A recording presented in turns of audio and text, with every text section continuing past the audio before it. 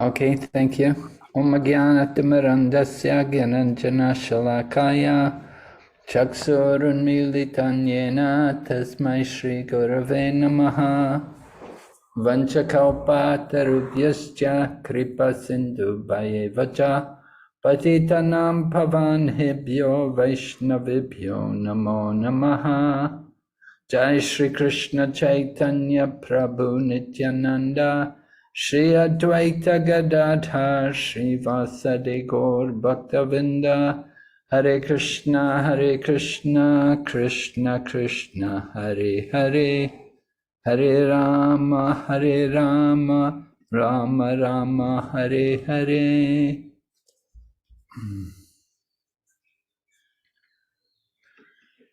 Are you able to see the slideshow? Yes, Maharaj.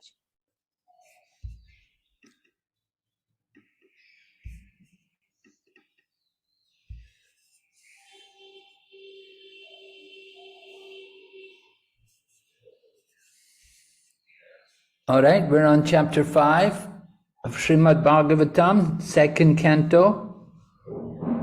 Today we're looking at chapter 5, the cause of all causes. So at the end of chapter 4, we heard Sukadeva Goswami offer his prayers, and then he said that he would like to answer the question of Maharaj Parikshit by recounting a meeting between Lord Brahma and Narada Muni, when Narada Muni had put similar questions to Lord Brahma.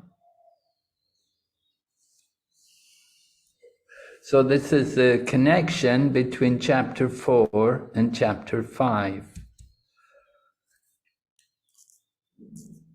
So Sukadeva Goswami begins by describing Narada Muni's inquiries to Lord Brahma.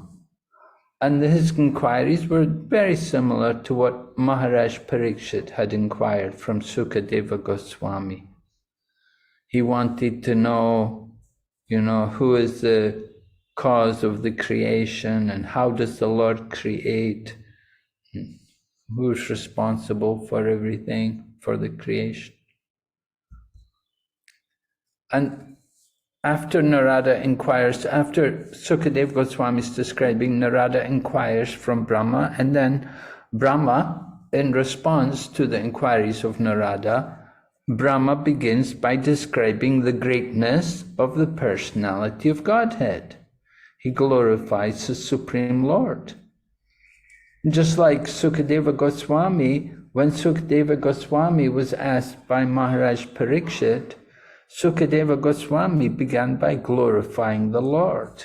He offered his prayers in glorification of the personality of Godhead.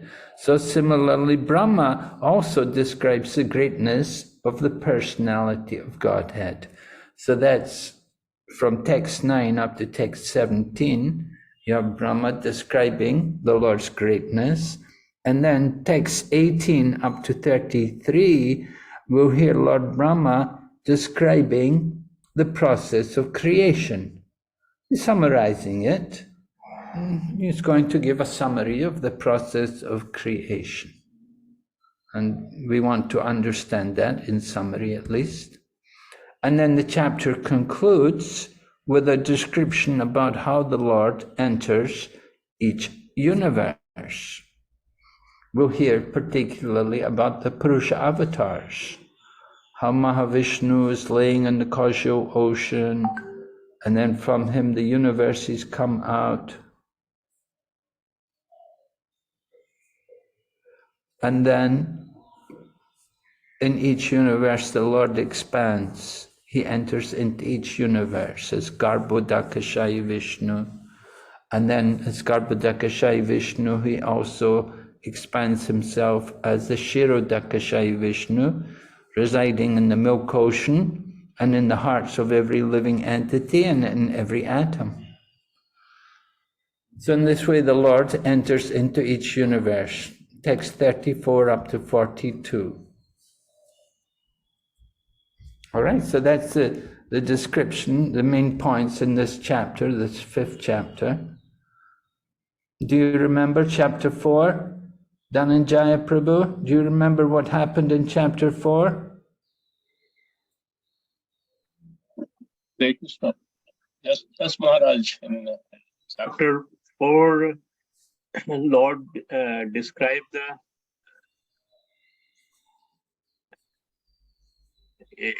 the process of creation. So there he talks about the process of creations. In chapter 4? In chapter 4, there was no real description of the process of creation. So there, Maharaj, first Parikshit accepted the instruction, and then Maharaj inquired about Srishti Tattva, and then Sukdev Goswami prayer. So most of part is about the Sukdev Goswami prayers. Yes, we have the inquiries by Maharaj Parikshit. Maharaj Parikshit wants to know about Srishti Tattva, about the process of creation. And when Sukadeva Goswami was asked to describe the process of creation, then he began by offering prayers. Right? Do you remember any of the prayers? Do you remember that one prayer particularly we discussed? What was it describing? Maharaj, Kirat, Purun, different castes were described. Kirat, Huna, Andhra, Pulinda, and Pulkasha. Kirita, Hunandra, Palinda, Pulkasha. Yes, go ahead, Maraji. Abir, Shumba, Yavana, members of the Khasa races, and even others who were addicted to sinful acts. Who are the Kiritas? Do you remember? Who are the Kirita? Tribals of India. I thought they were Africans. Africans, Maharaj.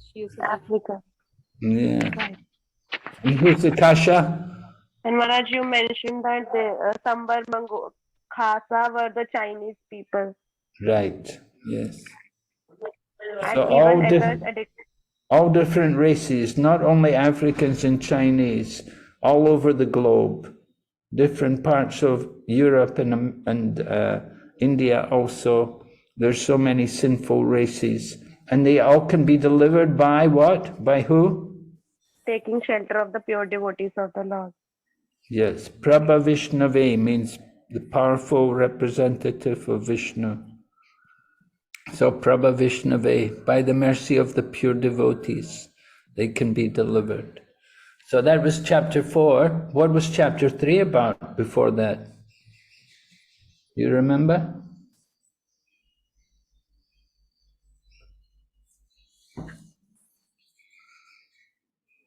Chapter 3? Who knows? What About happened? the demigod worship? Yes, and what was the conclusion? We should worship demigods? No. What was the conclusion?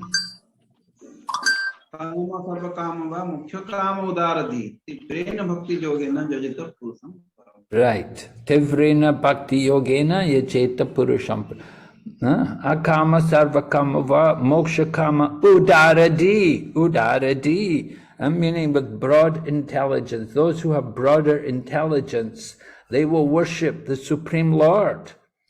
After Sukadeva Goswami described so many different demigods and how they could give material benefit, then Sukadeva Goswami went on to say that if you have broader intelligence, then you will just worship the Supreme Lord. No need to worship demigods.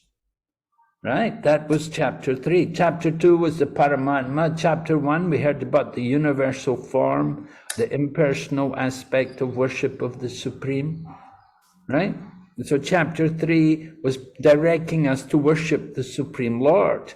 And then after Sukadeva Goswami had said this, then we heard about Shunakarishi and his eagerness to hear. And he gave many analogies about hearing. Right? People who don't hear, he really condemned them as being very unfortunate souls for not hearing. So That was chapter 3. Then chapter 4 went on to Sukadev. Maharaj Parikshit was putting questions that he wanted to understand about creation and who was the creator. He was thinking maybe Brahma was the creator, and he wanted to know, is he actually the supreme? And so he was putting questions to Lord Brahma, and he asked Sukadeva Goswami to describe about creation, and Sukadeva Goswami then offered his prayers. So that in chapter 4, second half of the chapter, were the prayers offered by Sukadeva Goswami. And now in chapter 5, we're going to hear, because Sukadeva Goswami said that the same questions which Maharaj Parikshit was asking Sukadeva Goswami had been asked earlier by Narada Muni to Lord Brahma. So Sukadeva Goswami is describing what happened when Narada Muni approached Brahma. How would Sukadeva Goswami know what happened between Brahma and Narada Muni? Dhananjaya. Hare Krishna Maharaj. So, because this whole story has been narrated by Vyasdev to Sukdev Goswami, and Vyasdev in turn heard it from Narada Muni. So from Narada Muni in disciplic succession it came to Vyas Muni, and Vyas Muni in turn has taught about the whole Srimad Bhagavatam to Sukdev Goswami, and that's why Sukdev Goswami is able to narrate in verbatim what Narad Muni has told to Vyas Muni about his own conversation with Brahma. Okay. Appointments కావాలనుకుంటే please wait. What's that? Okay, we'll go ahead. Thank you, Dhananjay. Yes. Okay, here's the first verse. Someone can read for me. Read the Sanskrit and English. Narada Uvacha. Go ahead, Mataji. Go ahead.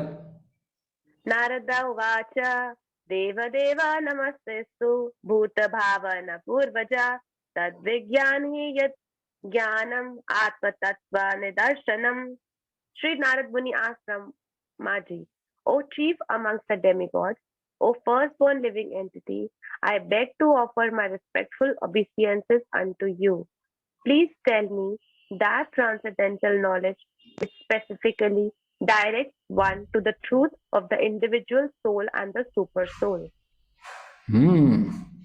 Okay, very nice question coming from Narada Muni to Brahma. He wants to know the truth about the individual soul and the super soul. So what better person to ask about these things, particularly about the creation, what better person to ask than Lord Brahma? Because Lord Brahma is described here. He's the firstborn living entity.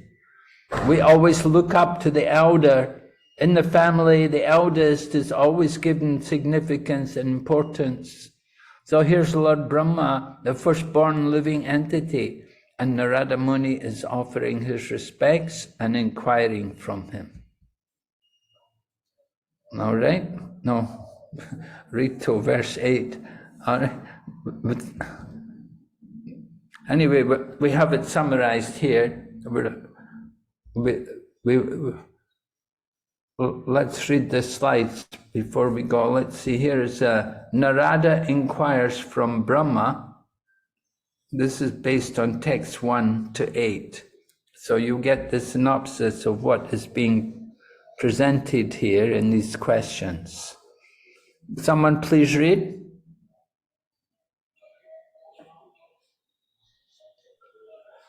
Please describe, sorry. No, please, Mataji. Narada inquires from Brahma.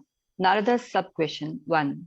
Please describe factually the symptoms of this manifest world. What is its background? How is it created? How is it conserved? And under whose control is all this being done? Parikshit's question 1. I beg to know from you how the personality of Godhead, by his personal energies, creates these phenomenal universes as they are. which are inconceivable even to the great demigods. Srimad Bhagavatam, Canto 2, Chapter 4, verse 6. All right, so we want you to see the comparison, see the relationship between the questions. That Narada Muni's question, he wants to know the symptoms of the world, the manifest world, and how is it created? How is it conserved? And under whose control is all this being done? And Parikshit Maharaj, he's asking, he says, how does the personality of Godhead, by his personal energy, create these phenomenal universes, which are inconceivable even to the great demigods? So, you know, some, not exactly the same, but some similarities there. Parikshit also wants to know, how did the creation come about? Okay, let's see, we'll go to the next slide. Right, someone else read Narada's, go ahead. Narada sub question 2. My dear father, what is the source of your knowledge? Under whose protection are you standing? And under whom are you working? What is your real position? Do you alone create all entities with material elements by your personal energy? Parikshit's question 2. Kindly describe how the Supreme Lord, who is all-powerful, engages his different energies in different expansions in maintaining and again winding up the phenomenal world in the sporting spirit of a player. All right. So Narada's question, what is the source of your knowledge? Whose protection are you standing under? And whom are you working? Who are you working for? In other words, Narada wants to know what is the actual position of Brahma. And he asks him directly, did you create alone? Did you alone create the element by your personal energy? Because now Narada is, at this point, he's already a liberated soul. Now, why would he be asking these questions if he's already a liberated soul? Anyone like to say? Duty Gopi, can you answer? Why is Narada asking these questions if he's already a liberated soul? Maharaj, as you mentioned in the previous chapter, that why the questions were asked, because again, there will be in Kali Yuga, there will be a lot of cheaters who will pose that, you know, they created or they are the supreme personality. So, you know, first point is that it gives distinction and knowledge to Kali Yuga beings about who's the actual creator. And it also, Narad Muni, naturally a devotee wants to glorify the Supreme Lord. So he was aware that Krishna is the creator. So he wanted to glorify him, you know, by asking such questions. Okay, maybe. It could also be that Narada is being put under the influence of Krishna's Yoga Maya, just like Arjuna became bewildered on the battlefield at Kurukshetra. Arjuna became bewildered, although Arjuna was, you know, he's really a liberated soul, a Nityasiddha, but still he was put into illusion on the battlefield. And so similarly, we see Narada somewhat bewildered, and he's asking these questions for the benefit of everyone. And the example was given, he's engaging his different energies and different expansions in maintaining and again winding up the phenomenal world in the sporting spirit of a player. What is the example which is given there? About he creates and then winds up again the phenomenal world?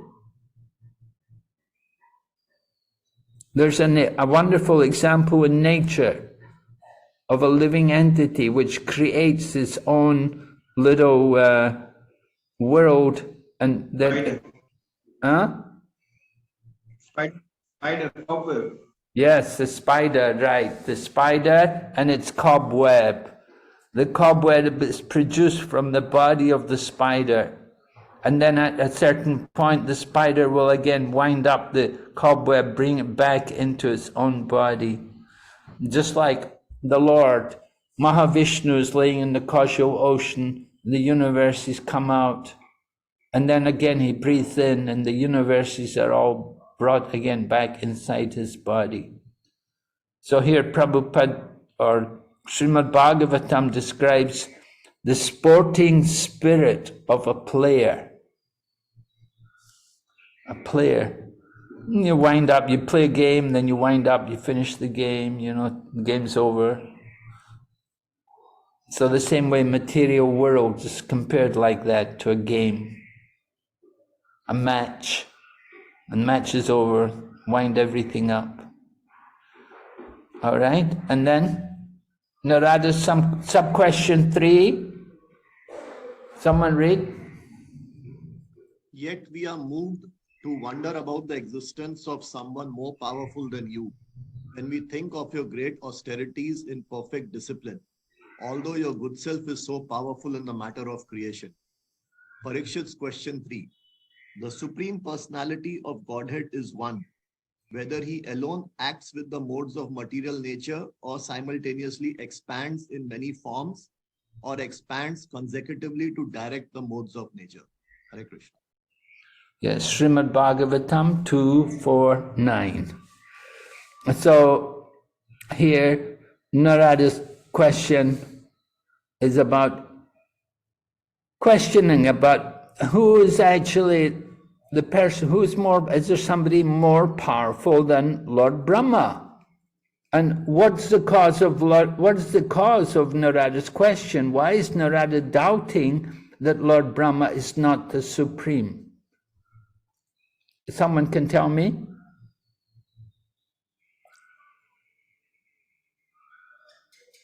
What because is the, he saw that because Brahmaji was meditating on someone. Yes, he saw that Lord Brahma is doing meditation. So he is meditating, must be meditating on someone. And then it's mentioned here, when we think of your great austerities. So you do austerities. Now generally, if you're going to do austerities, you should do them for someone, to please someone. Just like, we do austerity, we do fasting on Ekadasi, and Gaur Purnima is coming in a few days. We're going to fast until sunrise, until moonrise. We do it for the pleasure of Lord Chaitanya Mahaprabhu, for the pleasure of the Supreme. So we do these different austerities for the pleasure of the Guru and Krishna. So here, Narada is wondering, why is Lord Brahma doing austerities? Now, Krishna doesn't need to do any austerities. Krishna doesn't need to fast. So why is Lord Brahma doing it? And so this created the doubt in the mind of Lord Brahma that there must be somebody greater, some object of his meditation, or some person who he wants to please by his austerities.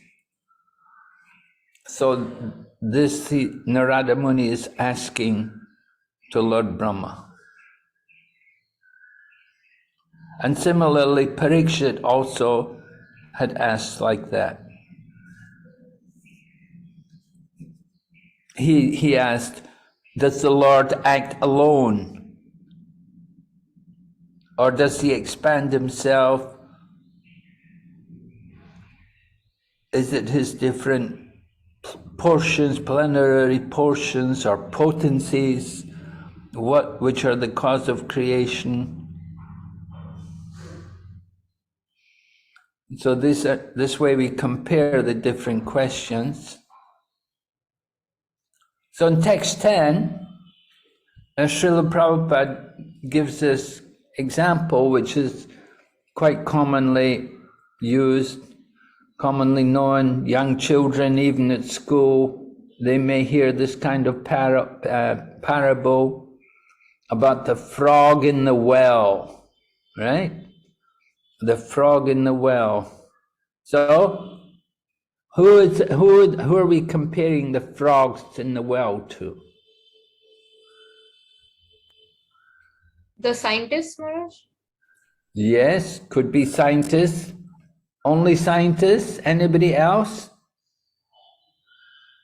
Scientists, speculators. Right, mental speculators, gyanis, and mental speculators. All of these people who use the ascending process to get knowledge. They use the ascending process. They try to understand everything by their own efforts. They don't like to accept authority. But in Vaishnava philosophy, we learn to accept authority. We hear from someone. We hear and we accept without question. We shouldn't be challenging. It's not good to challenge an authority. If someone quotes from the scriptures and presents evidence, we should not challenge it. We shouldn't doubt it. But mental speculators and gyanis and scientists, these kind of people, they're very expert in challenging, and they don't like to hear. They don't have any faith in scriptural authority. All right, so Prabhupada writes here, a frog residing in the atmosphere and boundary of a well cannot imagine the length and breadth of the gigantic ocean. Such a frog, when informed of the gigantic length and breadth of the ocean, first of all, does not believe that there is such an ocean. And just like speculators and atheists and so on, they won't believe that there's such a thing as the spiritual world.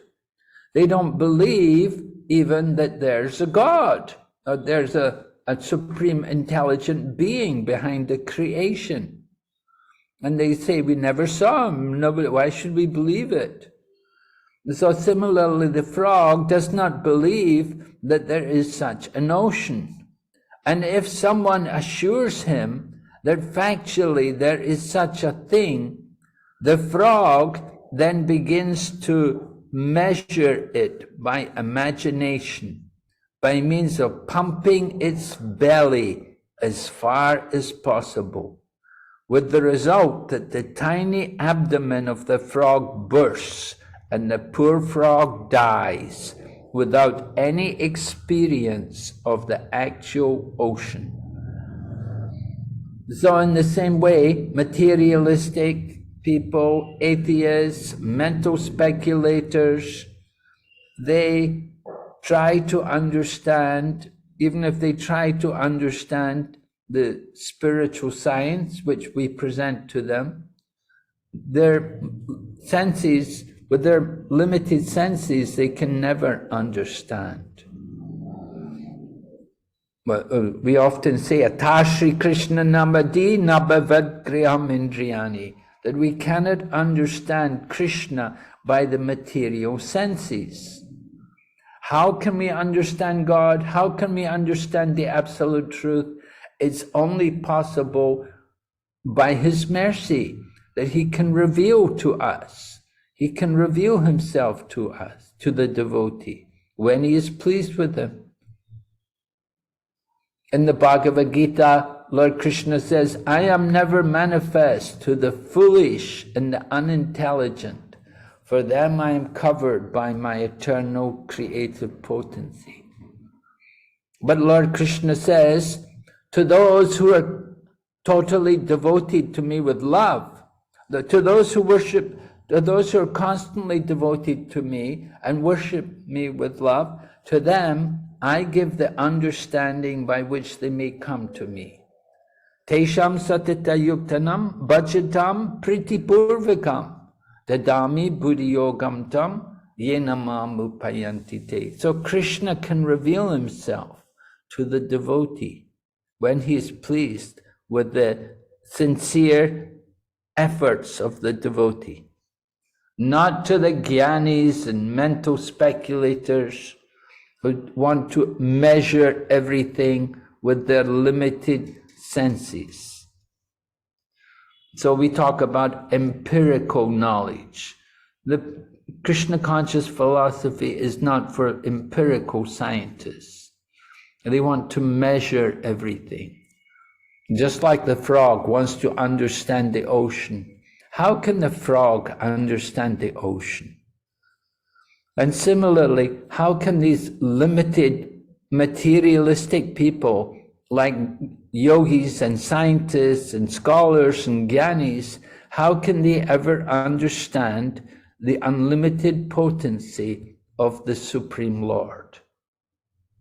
As I explained yesterday, we have to understand that there is such a thing as achintya shakti, inconceivable potencies. And it's only then that we can begin to understand something of the inconceivable potency of the Supreme Lord.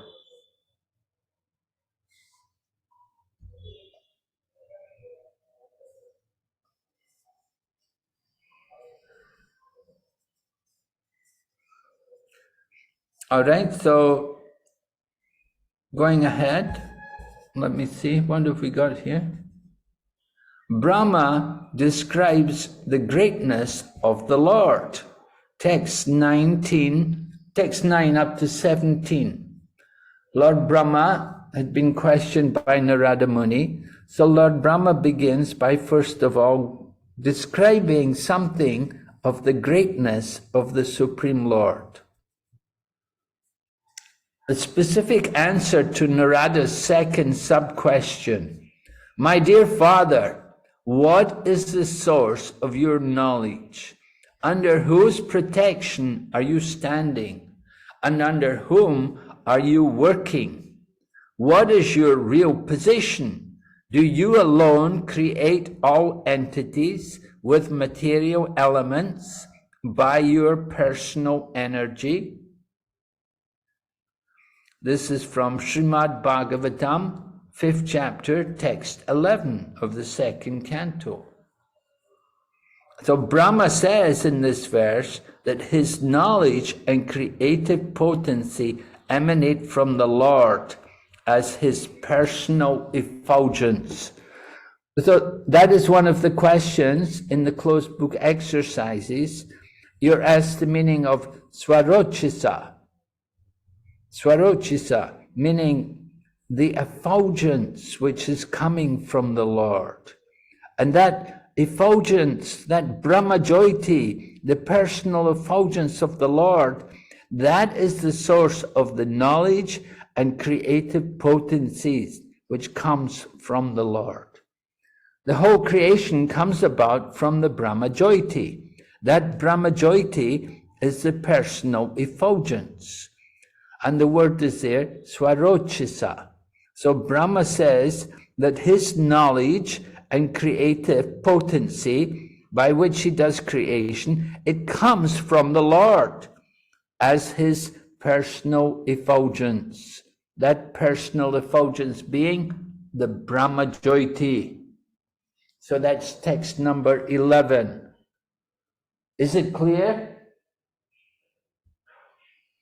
Everybody got that? Yes, Maharaj. I have a doubt. You have a doubt? I have a doubt. The first sub-question was text number 2 of this chapter, 2.5.2. So the first sub-question. The answer to the first question I have not got. An answer to second question is the text number 11, that answer I have received. So can you please explain me the question, the sub-question 1, answer where? The answer to the first question? Yes, Maharaji.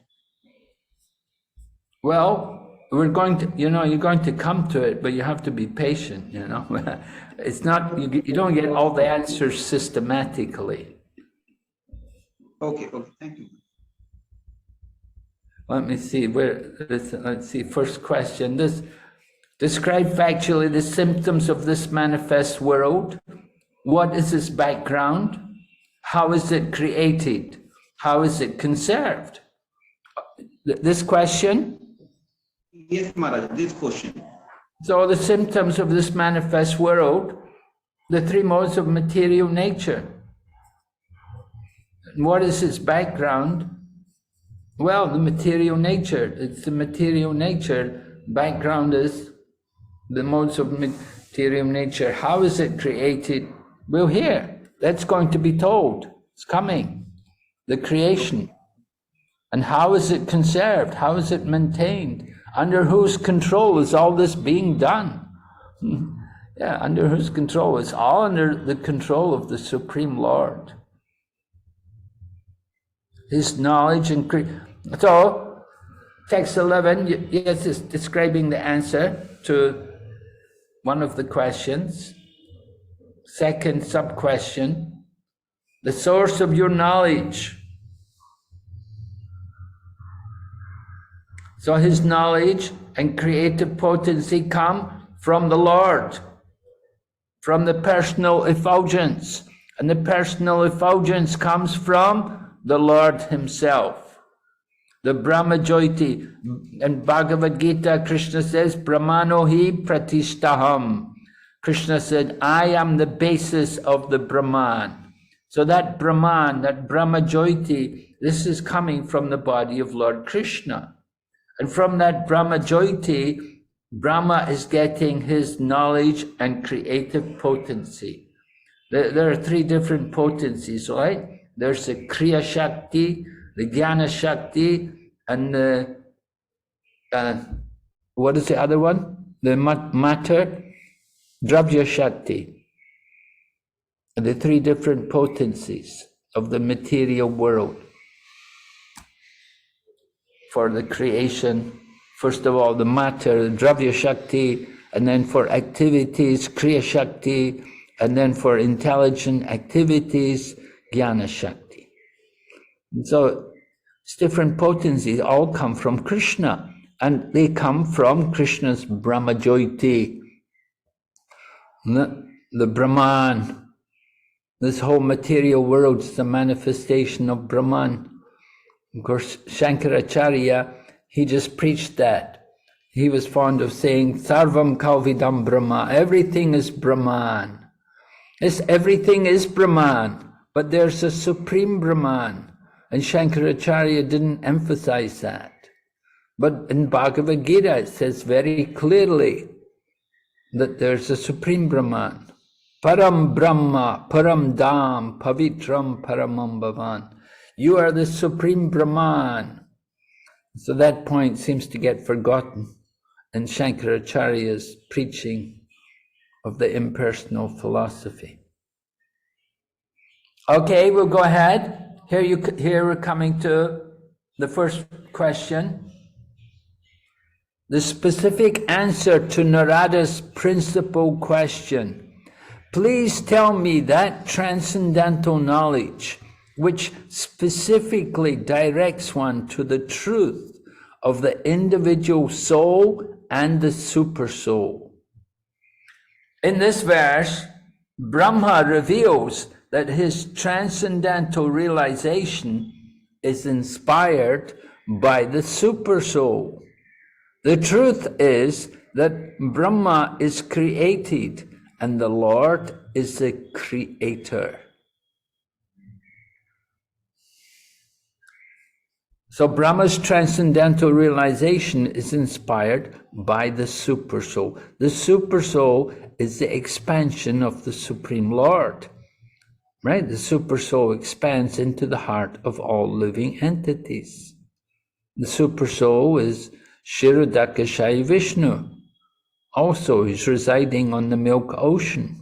In every universe, there's a milk ocean, and in that milk ocean, the Kshirodakashayi Vishnu resides, but he also expands himself into the hearts of all living entities and into the atom.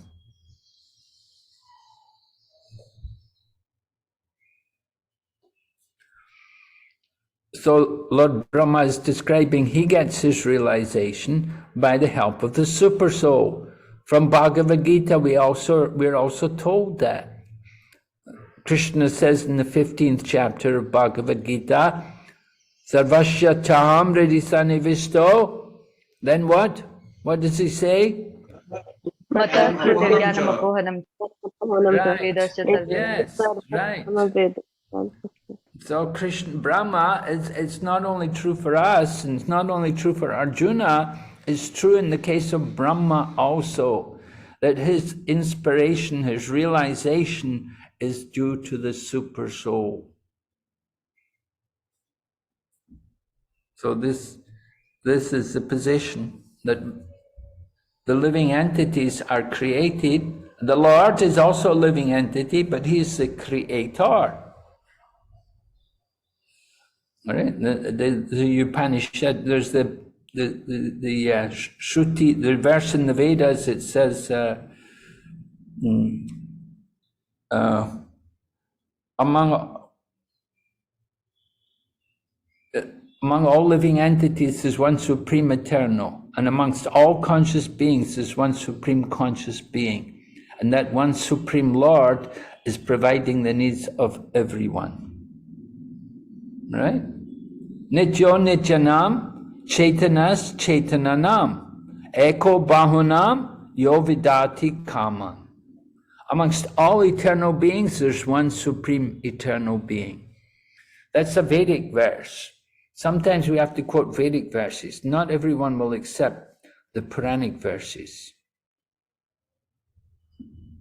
Anyway, now that's another point. So here Brahma is inspired by the Lord. He gets a right? And then specific answer to Narada's first sub-question.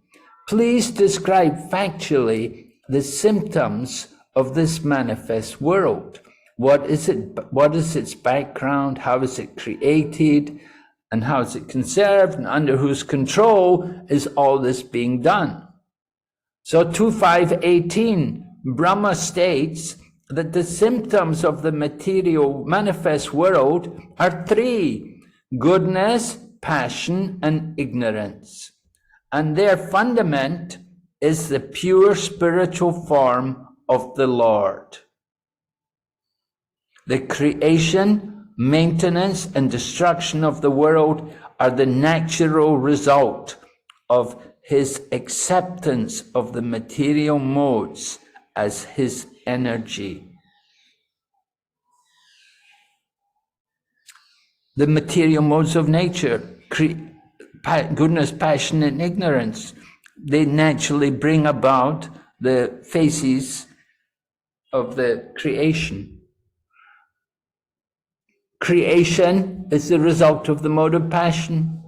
Maintenance is the result of the mode of goodness, and destruction is the result of the mode of ignorance. And so they're natural results of the modes of nature, the three phases of the creation: creation, maintenance, and destruction. All right, are you seeing how these questions are being answered? Yes, Maharaj. Yes, Maharaj. Maharaj, my doubt is, the first question here, the previous slide to this, what you have shown now, the previous slide. Previous slide? Just previous slide, yes, this question. The specific answer to Narada's principal question. And the answer is that in this verse, Brahma reveals that his transcendental realization is inspired by the super soul.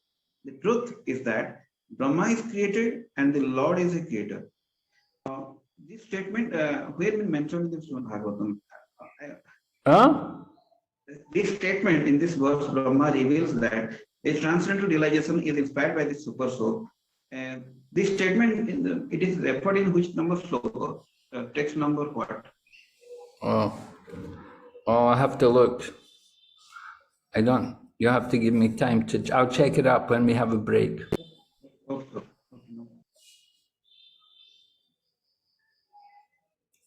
but it's all authoritative. It's all from the text. Okay. Let's see, where are we? The creation, all right. So the material world is described. Then Narada's third sub-question. Yet we are moved to wonder about the existence of someone more powerful than you when we think of your great austerities and perfect discipline, although your good self is so powerful in the matter of creation. So this is one of the important points that Narada wants to understand. You know, who is above you? Under whose power are you? Who are you working for? Whose direction are you under? Who is the personality who you meditate on? And who are you performing your austerities for?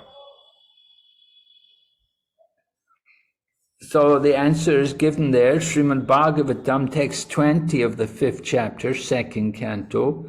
Brahma says that the modes of nature cover the spiritual perception of the living entities.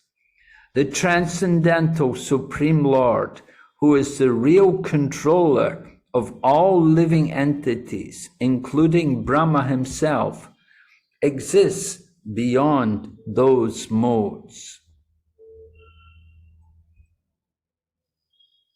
So the modes of nature cover the spiritual perception. We're all covered by Maya, right? I quoted the Bhagavad Gita. Krishna says, Naham prakasha sarvatma yoga maya samavrita. I am never manifest to the foolish and unintelligent. For them I am covered by my eternal creative potency, yoga maya. So here Maya is covering the spiritual perception of even Lord Brahma. The modes of nature cover.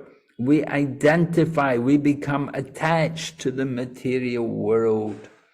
We have these desires.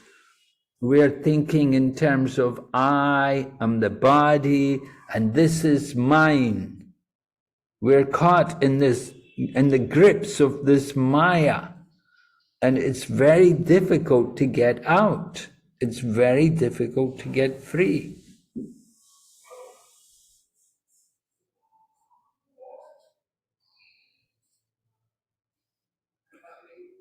But if we surrender to Krishna, of course, we can go beyond those modes of nature. All right? So here's some more. What is this? Brahma describes the greatness of the Lord. Text 18 up to 33. Lord Brahma is describing the Supreme Personality of Godhead. Lord Brahma is his servant. He is the servant. He is created. He's not the Well, Brahma is doing the secondary creation. But the primary creation is done by the Supreme Personality of Godhead. What Brahma does is simply the secondary part of creation. He's like the engineer, but the initial work of creation is done by the Supreme Personality of Godhead. So here's something of Lord Brahma's glorification of the Supreme Lord. The Supreme Lord is pure spiritual form, transcendental to all material qualities. Yet, for the sake of the creation of the material world and its maintenance and annihilation, he accepts through his external energy the material modes of nature called goodness, passion, and ignorance. So the distinction is made between the internal energy and the external energy. The internal energy being the eternal spiritual energy of the Lord, and the external energy referring to the material world and the bodies of the living entities in the material world.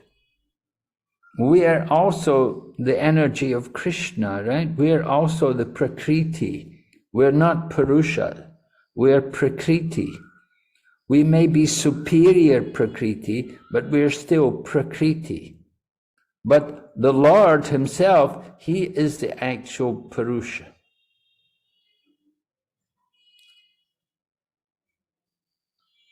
So for the sake of creation and for its maintenance as well as destruction, the Lord accepts the material nature. He accepts the material nature, but at the same time, he is above the modes of nature. He's not under the modes of nature as we are. We are under the modes of nature. We give the example, just like young man, young woman, maybe you go home late at night and your father is not pleased with you. And your father says to you, I want you home earlier at night, right? And you may say to your father, well, look, father, you come home late at night. You know, you're telling me to come home earlier, but you come home late at night. Why are you telling me to come home early? So father will say, it's my house. I can do as I like. You have to do what I say. Right, Diksha? Yes, Maharaj. Yes, you have to do what the Father says, right? You have to follow Father since it's his house. And the same way, Lord Krishna, the Supreme Personality of Godhead, he can do as he likes. He's above the modes of nature. But we're under the modes of nature. If we want to live comfortably in this world, therefore, we have to take shelter of the instructions of the personality of Godhead. Otherwise, the material nature will simply bring us problems. We'll simply experience difficulties.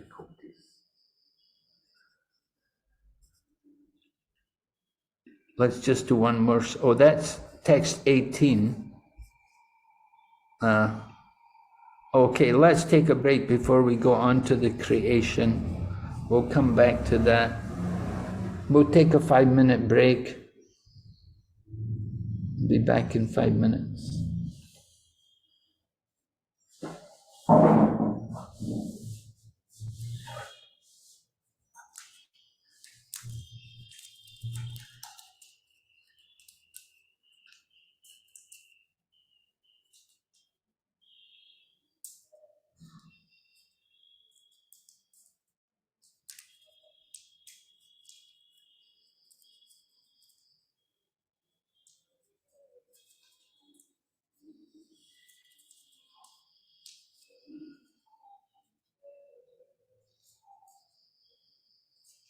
Dhananjay Prabhuji, Hare Krishna, Dhanotana.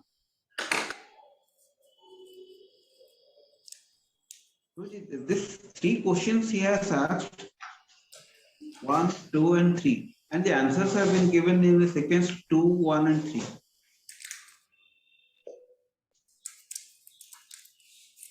इसमें कोई कारण होगा?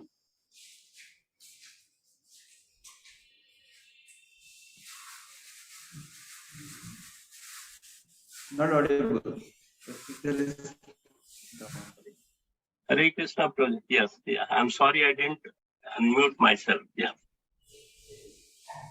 There are 3 questions have been asked, 1, 2, and 3, and the answers have been given in the order 2, 1, and 3. Yeah, actually, all the questions have been asked in 6 questions has been asked in verse 2 only. If you read that verse, all the 6 questions comes in verse 2, and answer for verse question 1 it comes in verse 14.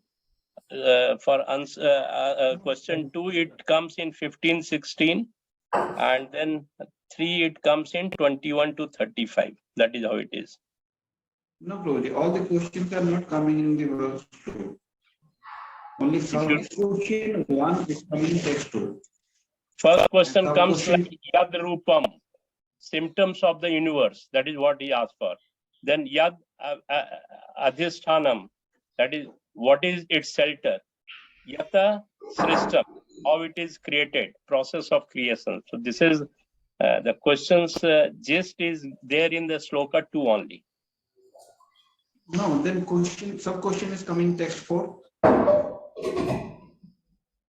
Text then he is speculating. Narad. So text 4, he is Narad Muni is speculating. You are I think you are supreme independent. Now he himself is trying to speculate and give the answer.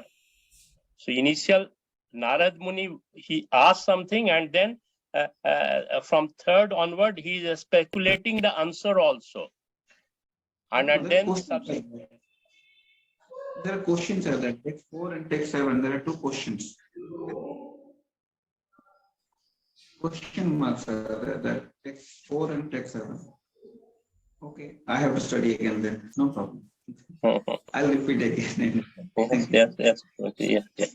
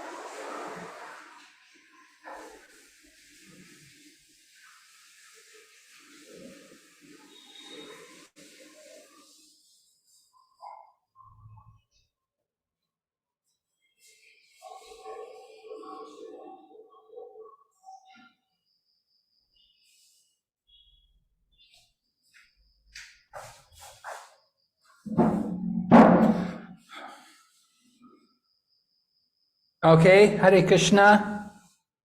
Hare Krishna Maharaj. Welcome back. So we'll go ahead. We're going to talk about the Lord's creation, how the creation comes about. So here you can see the first aspect of this creation here.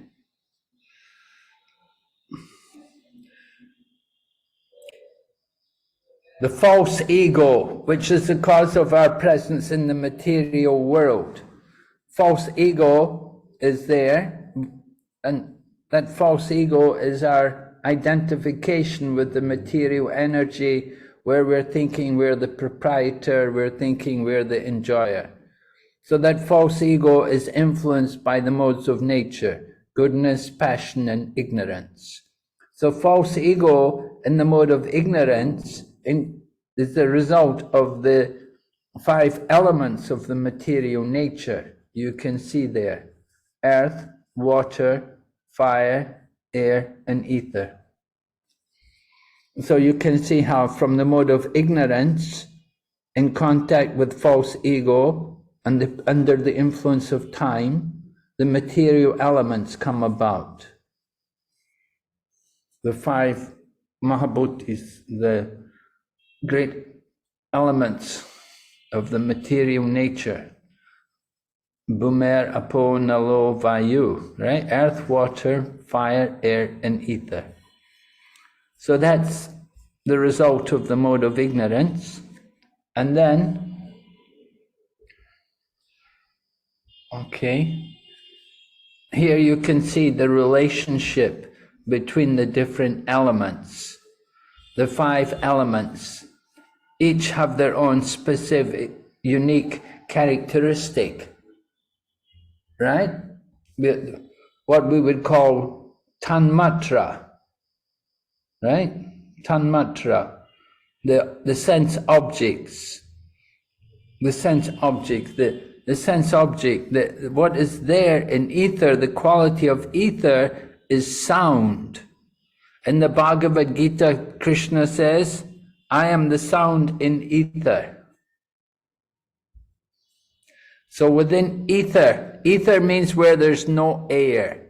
Within ether, there's nothing but sound can be vibrated within ether. Within ether, within space, you can vibrate sound. We have to understand that creation comes about from subtle to gross. It's not that everything just comes about simultaneously, but there's a very systematic process by which the creation is developed. And it begins from the subtle elements. From the subtlest forms, we come to the grossest elements. So the subtlest form is ether. And within ether, there is sound. Then,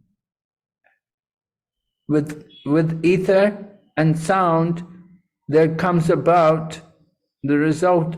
With ether and sound, then you will get also the ear for the hearing to perceive sound. Then the next element coming from ether, the next finest element is air. And with air, there's an additional quality. As well as sound, there's the quality of touch. We can feel the air. When you put the fan on, you have an electric fan in your room, you can feel the air blowing. You can feel the wind blowing. You can feel the touch of the air. So that quality is there in air in addition to sound. And then from air, we come to fire. And with fire, there is form as well as touch and sound. So fire has a form. You can have a big fire or a little fire, but the fire will have some kind of form. So three qualities are there in fire. And then from fire, you get water. And with water, there is taste. Right? Krishna says, I am the taste in water. So that quality of taste is there in water. And then the next out from water comes about earth. And with earth, then there is also odor, the original fragrance of the earth, the odor. So you can see how very systematic all the elements of the material nature are, how everything is created in a very systematic manner. You can see the whole thing, it's not just haphazard or random, or just people say something by chance. You can see rather it's a very systematic process by which the whole creation is coming about. And the different elements are all identified with each other. And not only are these elements identified, but the different senses relate to each of the elements. Just like sound is detected by the ear, and air is detected by the skin. The skin can perceive the touch of the air. And fire will be detected with the eye. You'll be able to see the form of fire. So with fire we will have vision, and with water we have a tongue to taste, and for earth, the odor of the earth, we need the nose. So you can see the 5 different knowledge acquiring senses, how they relate to the 5 great elements. The ear, the skin, the eyes, the tongue, and the nose. What we call the Gyan Indriyas, the knowledge acquiring senses.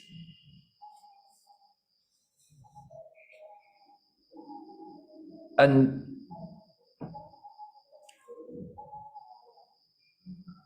Srila Prabhupada was reading, or someone was reading to Srila Prabhupada, they were reading a book called the Aquarian Gospel. It was some kind of Christian book. Anyway, in that book it said that, I think it was the Aquarian Gospel, or maybe it was the Bible, it was simply the Bible, but it said, in the beginning was the Word, and the Word was with God, and the Word was God. And so it said, in the beginning was the Word. So when Prabhupada heard that, Prabhupada said, yes. He said, that is the Vedic philosophy. In the beginning was sound. In the beginning was the Word. So the first element of creation was ether. Sound was there in the beginning of the creation. So Prabhupada took that from the Bible, and he saw the relationship between what they were saying in the Christian Bible to the Vedic knowledge. That creation comes about from subtle to gross. It's the subtle things which come first, the subtlest elements, ether, the sound. So we give great importance to sound, the hearing process, very important. All right, so we want to understand how the creation comes about. The initial cause of creation is this false ego, and that false ego is influenced by the different modes of nature: goodness, passion, and ignorance. So we showed how from the mode of ignorance, false ego in the mode of ignorance, it produces matter, the 5 elements of material nature. Then false ego in the mode of goodness produces knowledge. Particularly, the mind is produced from false ego in the mode of goodness. That is called Jnana Shakti. The mind comes out of the combination of false ego and the mode of goodness. And then false ego in the mode of ignorance. No, false ego in the mode of ignorance, we explained the 5 elements. A false ego in the mode of goodness produces the mind, and false ego in the mode of passion is producing the senses. We have the Gyan Indriyas and also the Karmendriyas, the knowledge acquiring senses and the working senses. So the knowledge acquiring senses, we explained their relationship to the different elements of the material nature: the ear,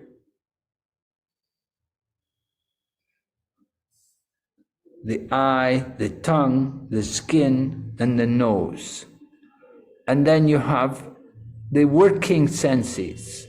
You have hands and legs, you have also a voice, and you have a generating organ and a evacuating organ. The evacuating organ, the generating organ, a voice, and hands and legs. These are what we call the karma indriyas, or the working senses. So both these groups of senses, so both the Gyanendriyas and the Karmendriyas, they're due to the false ego in contact with the mode of passion. And all of this is coming from the Mahatattva. The Mahatattva is the manifest stage of the material nature. The unmanifest stage is called Pradhan. When it's unmanifested, it's called Pradhan, but when it's manifest, then it becomes a Mahatattva. Mahatattva means the mixture of everything is there. But here we're explaining what is there within the Mahatattva. But Mahatattva, it's like khichdi. You know, in khichdi, within khichdi, there's rice, and there's dal, and there's sabji, and there's oil and spices, you know, it's all there within the khichdi. So the Mahatattva is like that. Everything is mixed up, but we're identifying what is there within this Mahatattva. So the creation is described. You can see there in the corner, we have the picture of Mahavishnu there, how Mahavishnu is residing there on the causal ocean. That causal ocean, that is also called the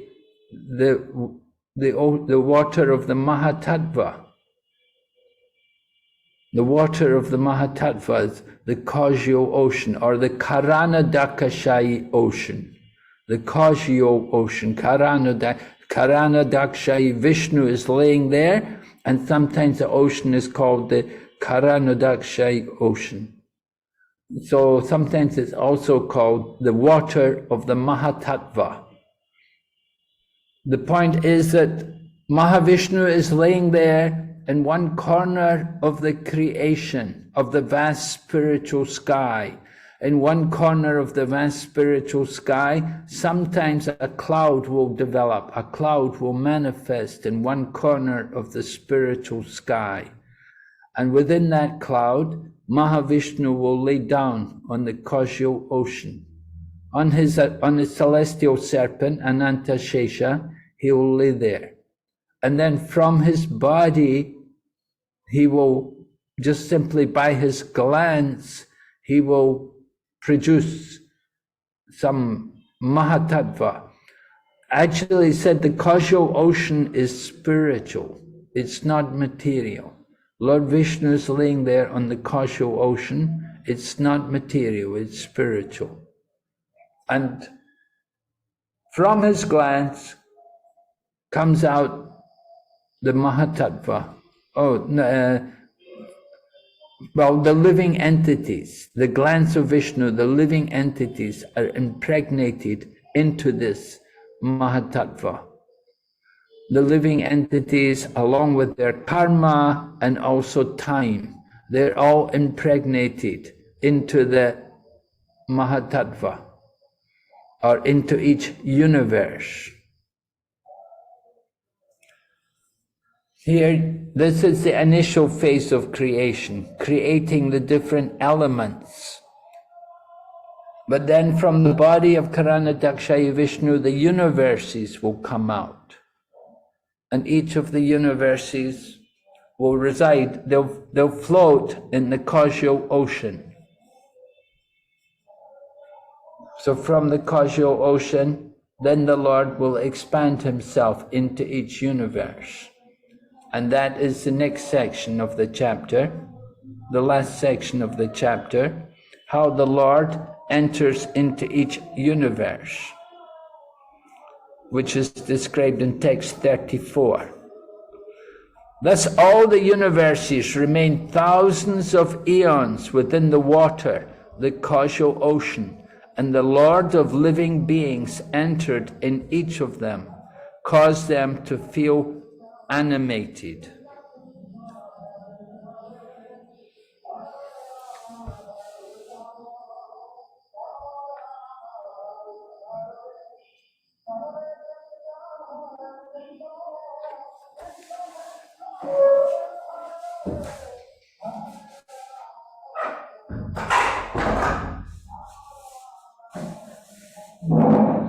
Very noisy here in Mayapur just now. Gaur Purnima going on everywhere, all kirtan and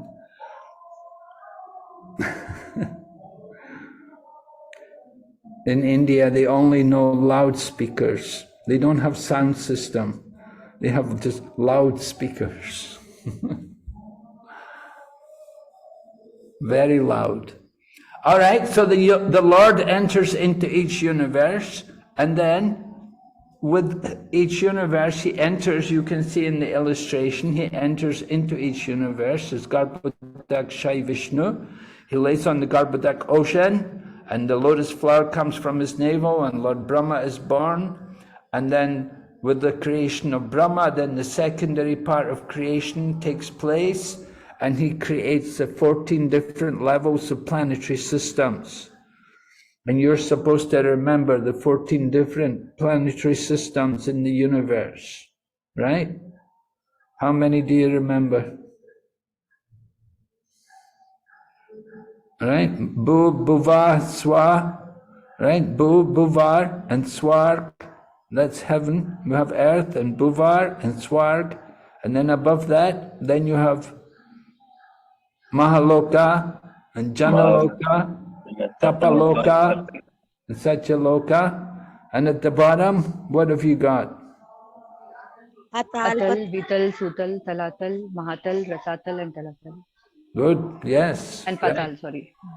Patal. Talatal, Sutal, Rasatal, yes. All these, the subterranean hellish planets. So 14 different levels of planetary systems. And from Mahavishnu, or from Garbhodakashayi Vishnu, comes Kshirodakashayi Vishnu, and with the creation of Kshirodakashayi Vishnu, then the Virata Rup comes about, the creation of the universal form. And so there's some discussion there about the universal form.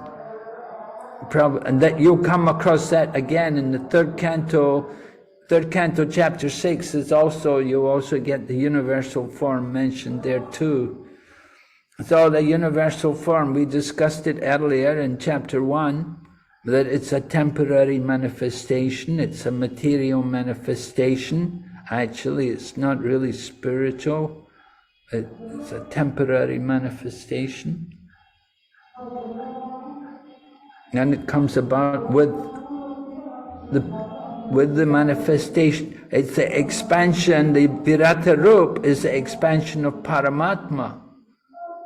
And Paramatma means Kshirodakashayi Vishnu. Kshirodakashayi Vishnu in the milk ocean is expanded in the hearts of all living entities as Paramatma.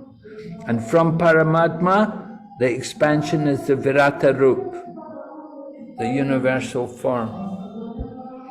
So with the universal form, then everything is identified, everything in the universe has its place within the universal form.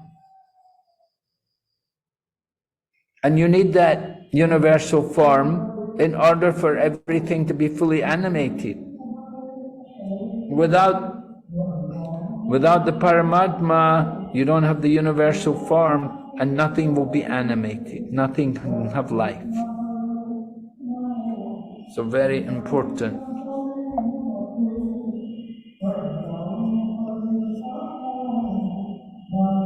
Then we point out that this section connects to the next chapter. Hare Krishna.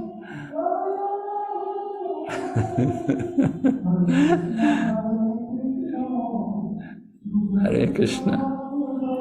They must be going by where I know. Anyway, the Purusha Shukta, the next chapter, chapter 6, Purusha Shukta confirmed. This section connects to the next chapter. We're hearing about the Virata Rup, how everything is connected to the Supreme Lord, the Purusha, the one Purusha, the Supreme Lord, behind this whole cosmic manifestation. And that's confirmed in the prayers from the Vedas, the Purusha Shuktas from the Vedas. So the Brahma's conclusion confirms the Purusha Shukta. What Lord Brahma is telling Narada Muni is confirmed in the Vedas.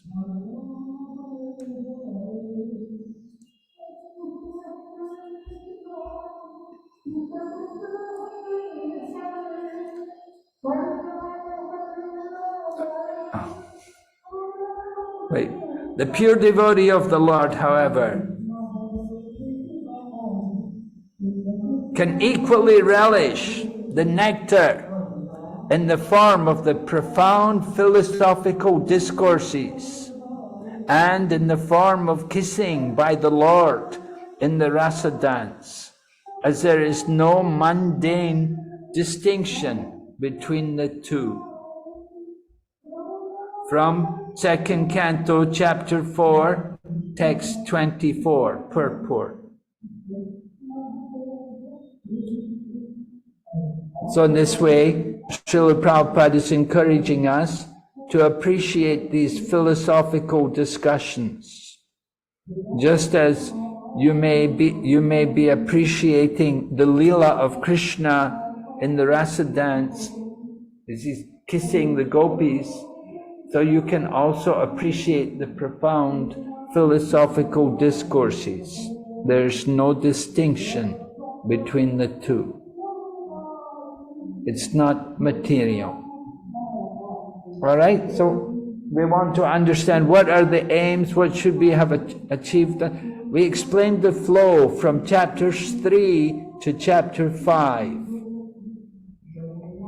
Chapter 3, we heard worship Krishna. Krishna is the supreme. Remember Krishna. And chapter 4 went on to describe Maharaj Parikshit's question. He was eager to hear. Shonaka Rishi in chapter 3 had talked about being eager to hear about Krishna. So Maharaj Parikshit was inspired to ask questions about the creation and to hear about Shrishti Tattva. So that in chapter 4 we have Maharaj Parikshit's questions, and then Sukadeva Goswami also offers his prayers before replying. And then chapter 5, Sukadeva Goswami begins to reply to the questions of Maharaj Parikshit.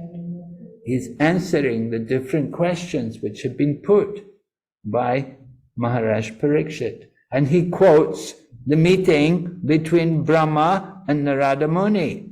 How Narada Muni had also questioned Lord Brahma in a similar way. So this is the flow from chapter 3 to chapter 5. A brief overview of chapters 4 and 5. Yeah, I think I covered that. The chapter 4 was Maharaj Parikshit's questions, and then Sukadeva Goswami's prayers. And chapter 5, we have Maharaj Parikshit quoting the meeting, or rather Sukadeva Goswami is describing how Narada Muni met Lord Brahma, and he put similar questions to Lord Brahma. And Lord Brahma began first of all by describing the greatness of the Supreme Lord, and then he went on to describe also the process of creation. He gave a brief summary of the process of how the Lord creates. So this is chapter 5. And then summarize the description of creation. We showed that how from the different false ego in the different modes, the creation comes about. False ego in the mode of ignorance produces what? What is the result? False ego in the mode of ignorance? 5 elements. The 5 elements, right. And then false ego in the mode of goodness produces? Mind and knowledge. The mind, right. Where does the intelligence come from? Passion. Goodness. No. Passion. Yes. Yes. Now, actually the tendency is to think that intelligence must also come from the mode of goodness. But no. It's pointed out, intelligence comes out from false ego in the mode of passion. Now that's a surprise to most of us when we hear that. Now there is a quote, we did find a quote on this. There was a quotation from an Ayurvedic source where they described that false ego in the mode of goodness is the result of the mind, because from the mind comes desire. We have desires coming from the mind. But false ego with The mode of passion produces intelligence, because with intelligence we plan. We plan for our sense gratification. We're always we're making plans, how I'm going to enjoy, what I'm going to do for my sense pleasures. So that's the mode of passion. The mind is more spontaneous. It's not so much planning there, it's just desires. Desires are there in the mind. So that's the mode of goodness. So watch out for that. Bring that to your attention. The description of the creation. And the three Purushas, of course, Karana Dakashayi Vishnus laying on the causal ocean, which is the there's like a cloudy region in the whole Brahmajyoti, and that cloudy region, that is the causal ocean, which becomes the water of the Mahatattva. The unmanifest stage of the Mahatattva is called the Pradhan, and when it becomes manifest, then it's known as the Mahatattva. And the Mahatattva is the amalgamation of all the different elements of the creation. Everything is there within the Mahatattva. So from the Mahatattva, the different elements of creation come about, and then Mahavishnu expands, the universes come out from his body, and Mahavishnu expands into each universe as Garbhodakashayi Vishnu, and then Garbhodakashayi Vishnu expands as Kshirodakashayi Vishnu, laying on the milk ocean, which is in each universe. And Kshirodakashayi Vishnu is also expanded into the hearts of all living entities and even into the atom. So this is the summary of the creation. And then there's a point of personal application, and this is related to the previous chapter, that Vaishnavas must be keenly interested in his pastimes as the Purusha avatar. We should learn Srishti Tattva. It's important. So we will see the creation discussed several times in this third canto particularly. You'll find chapter 26 of the third canto, Kapila Shiksha, the whole chapter is on creation. And it's also going to come up earlier in the third canto, and we'll have it again in the second canto. And so it's important for us. It's stressed so much. We have to appreciate, we have to understand how this whole creation comes about. Okay, then we did discuss something about Prabhupada's statements in relation to mood and mission. Prabhupada had written, the leadership of world affairs is entrusted to the devotees of the Lord. If the leadership is Prabhupada said it would be good for the world that if we have a good devotee leading world affairs, it can certainly help to transform the world situation, to make the world peaceful and make people happier, and they can achieve the goal of life. So that is important. The so-called leaders of the world, they're all simply thinking about economic development and sense gratification. And they never have a thought of liberation. So we need leaders who can properly direct the affairs of the world to a higher goal. And we hope that at some point in the future, there will be devotees of the Lord in leadership positions. And then, also in that same purport of the fourth chapter, text number 18, that a Vaishnava can accept bona fide disciples from any part of the world without any consideration of caste and creed. There's no consideration of caste and creed, but there is consideration of qualification. We can accept disciples if they're properly qualified, meaning they strictly follow regulative principles. They're strictly chanting 16 rounds.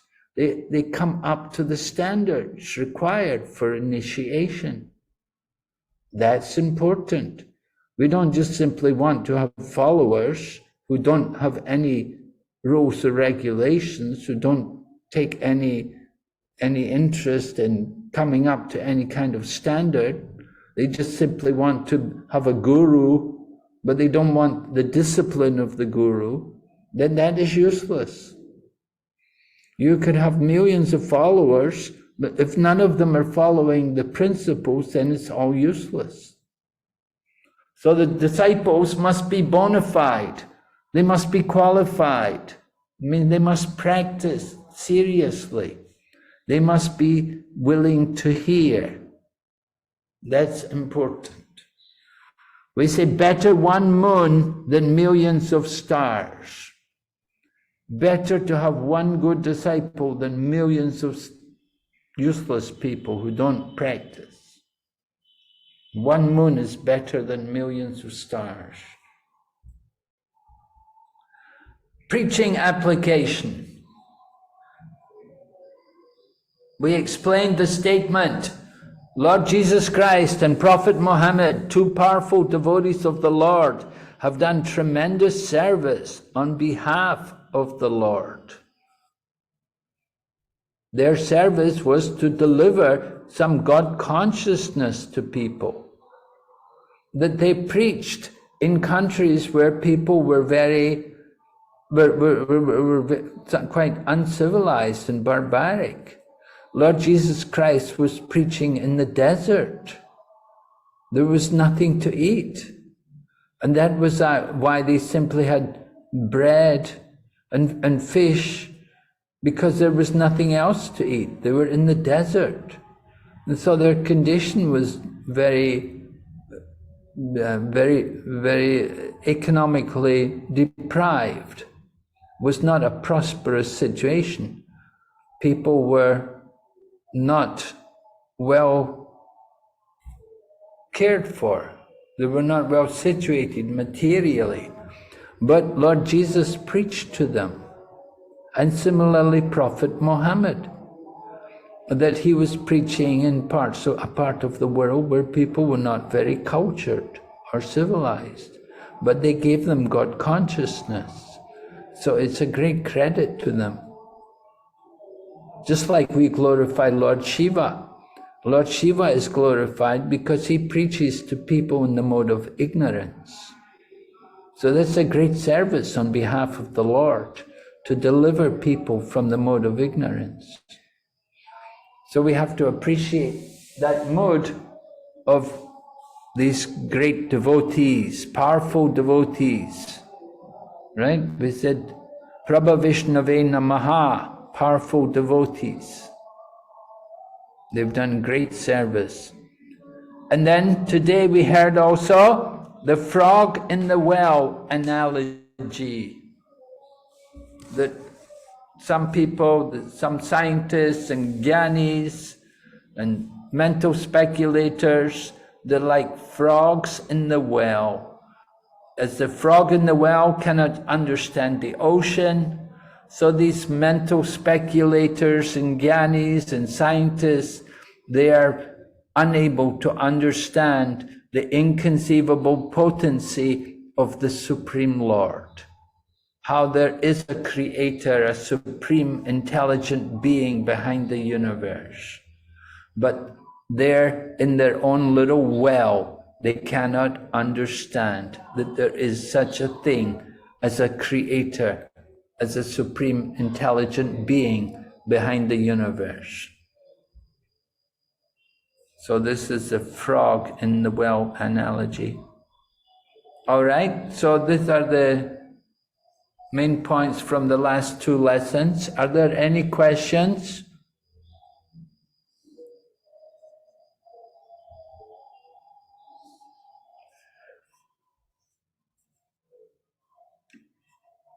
Anyone has any question?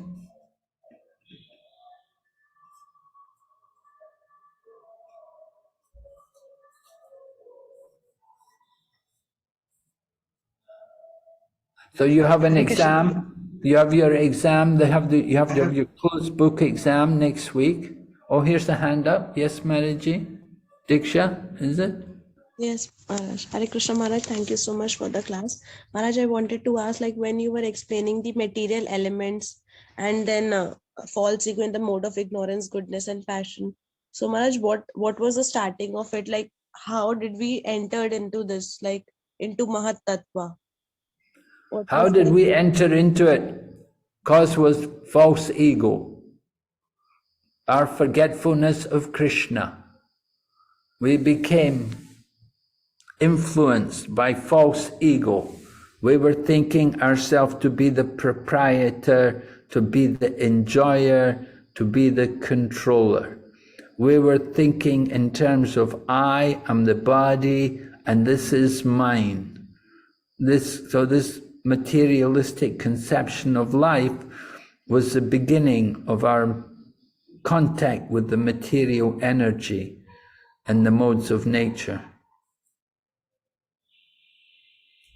Yes, thank you, Maharaj. And Maharaj, like when we were when we entered in the shlokas 18 to 33, Brahma describes the greatness of the Lord.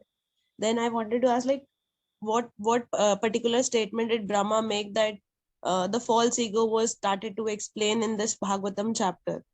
I understood that we contacted the material elements due to our false ego. I understood this, but how did the flow of chapter go? And how did this false ego start when Brahma was describing the greatness of the Lord?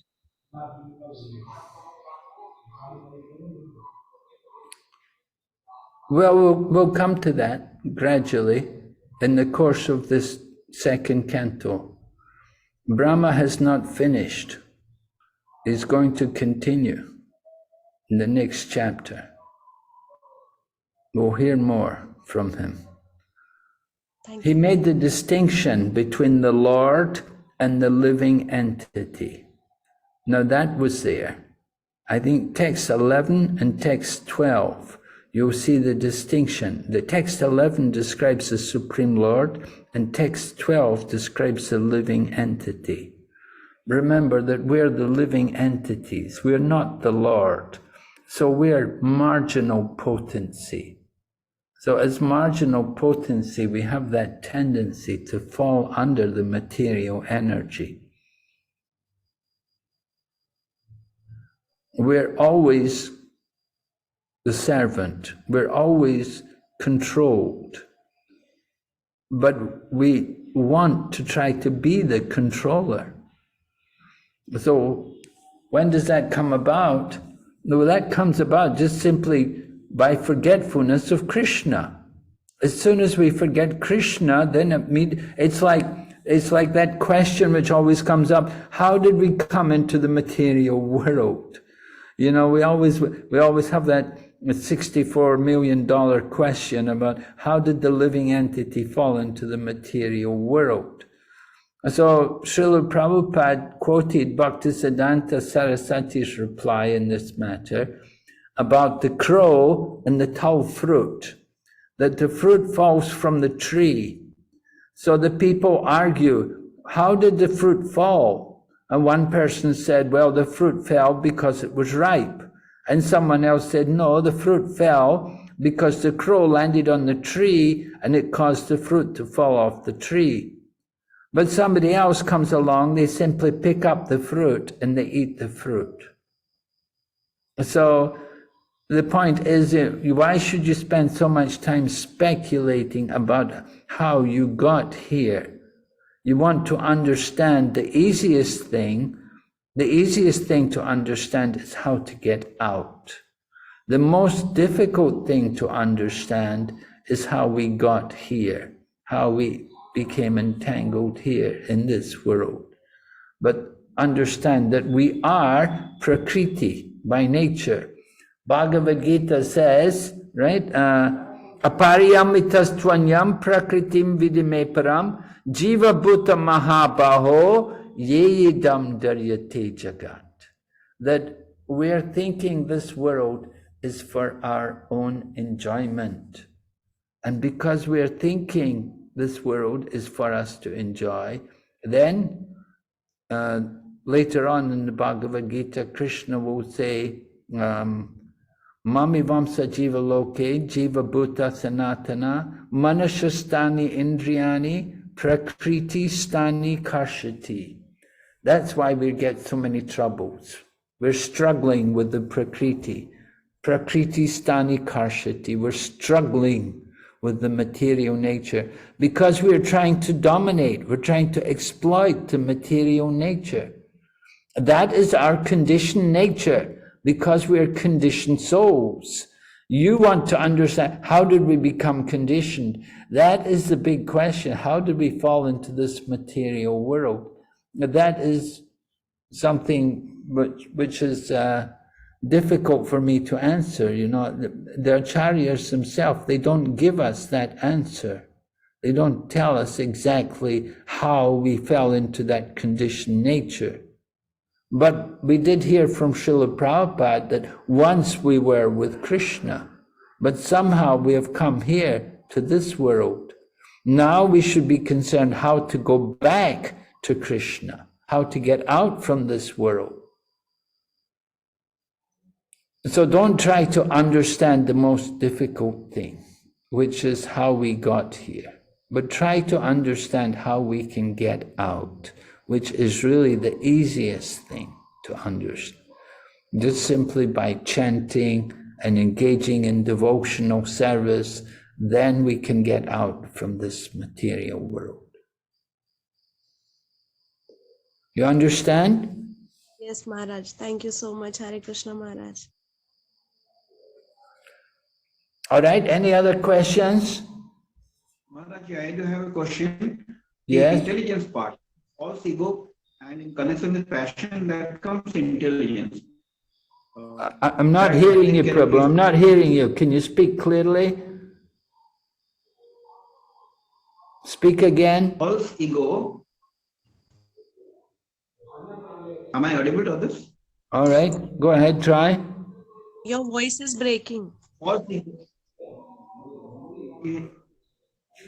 Okay. False ego plus goodness, that gives mind. The false ego plus passion, that gives intelligence. So can you please clear this my doubt? The mind and the intelligence should be coming in the goodness mode.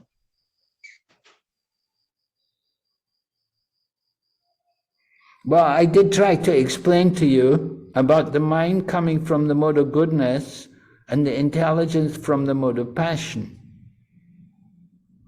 I did explain that point. You didn't hear it? I could not understand, Maharaj. I could not understand. Well, I was giving a quote. It's a quote from actually an Ayurvedic reference where it explains that intelligence is coming out of the mode of passion because with intelligence we make plans. We make plans for our sense gratification. We make plans to enjoy the material world. So this plan making, this business of plan making, this is the mode of passion. But the mind simply desires. Without planning, the mind has desire. So desire is more of the mode of goodness. That is how how we explain, according to this reference from Ayurvedic Shastra.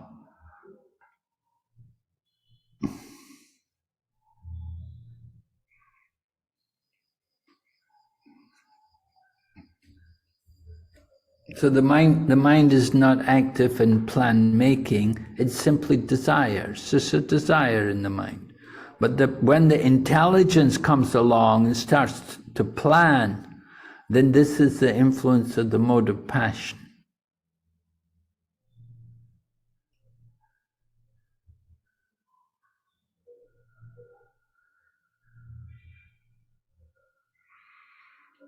So we have to hear these things.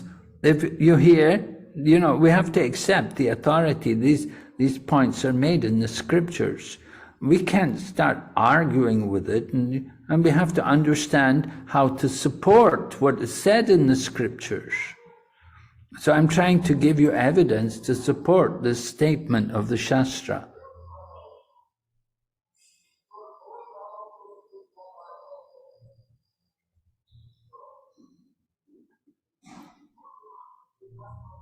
Is it all right?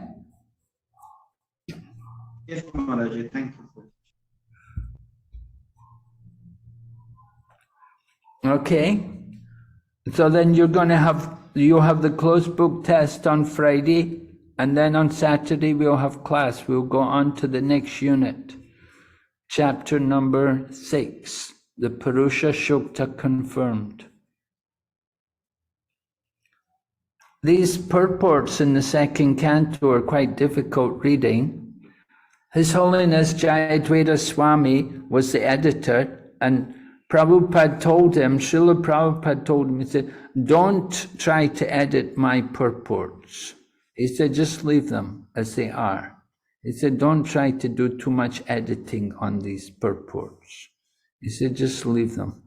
Just, you can correct some spelling mistakes or what, but don't do a big major editing job on them. Leave them as they are.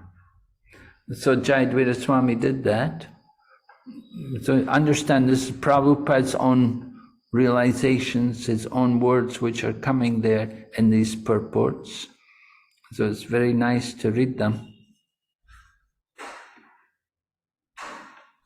Hare Krishna Maharaj. Yes? I have a question. Can I ask Maharaj? Yeah, please. Maharaj, do all the Purusha avatars lie on Anantashesha? Because in Bhagavad Gita, chapter 11, verse number 15, in purport, it is mentioned that Garbhodakshay Vishnu lies on the snake bed called Vasuki.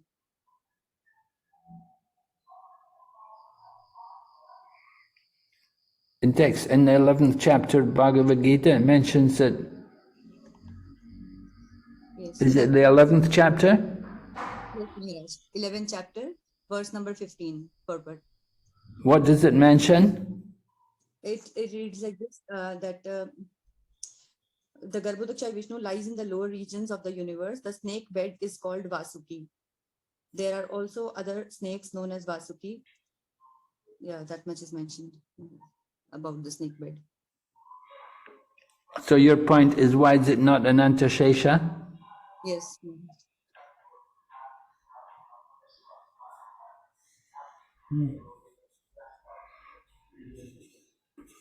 I don't know myself. I don't have an answer for this. We have to look into this, try to find out. And they actually specifically said he's laying on Vashuki, yeah? Yes, Maharaj, it's mentioned. Text number 17. Text number 15. Chapter 11, text 15.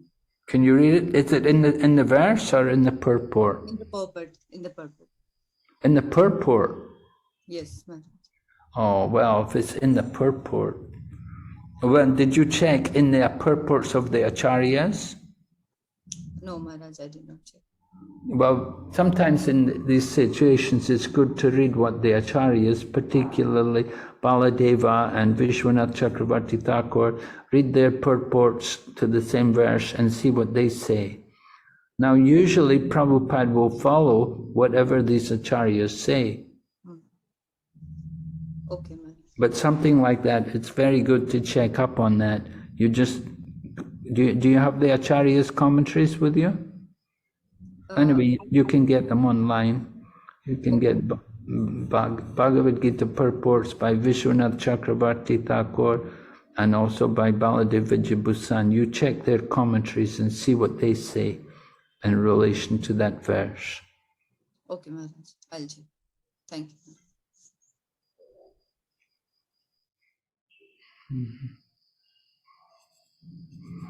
All right, so then we'll meet next Saturday. So I hope you have a good Gaur Purnima. Wish you all happy Gaur Purnima.